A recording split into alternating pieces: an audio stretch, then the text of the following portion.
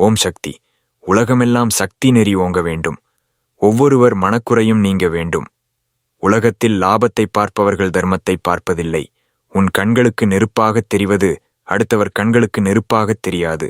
அதுபோல ஒருவருக்கு கெட்டது நல்லதாகவும் நல்லது கெட்டதாகவும் தெரியும். பணம்தான் தெய்வம், தெய்வம்தான் பணம் என்று நினைக்கிறார்கள். யாரைச் சுரண்டலாம், எப்படிச் சுரண்டலாம் என்றே நினைக்கிறார்கள். அதனால்தான் உலகத்தில் அழிவு ஏற்படுகிறது. பூமிக்கு அளவுகோல் இல்லை. இயற்கையை உங்களால் அளக்க முடியாது.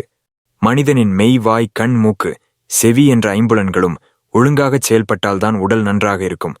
அதுபோல இயற்கையில் ஐம்பூதங்களும் ஒழுங்காகச் செயல்பட்டால்தான் உலகிற்கு முழுமையான பயன் கிடைக்கும்.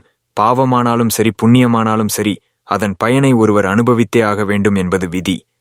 வில்லிலிருந்து புறப்பட்ட அம்பு தவறாமல் இலக்கைச் சென்று அடைவது போல ஒரு வினையின் பயன் வினைக்குரியவனைச் சென்று அடையும். இதிலிருந்து யாரும் தப்பிக்க முடியாது என்பது கருமச் சட்டம்.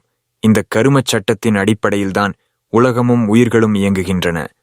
ஒருவருக்கு பிறவி அமைவதும் இன்ன பெற்றோர் என்று அமைவதும் இன்ன பிள்ளைகள் என்று அமைவதும் அவரவர் கருமத்தை ஒட்டியே.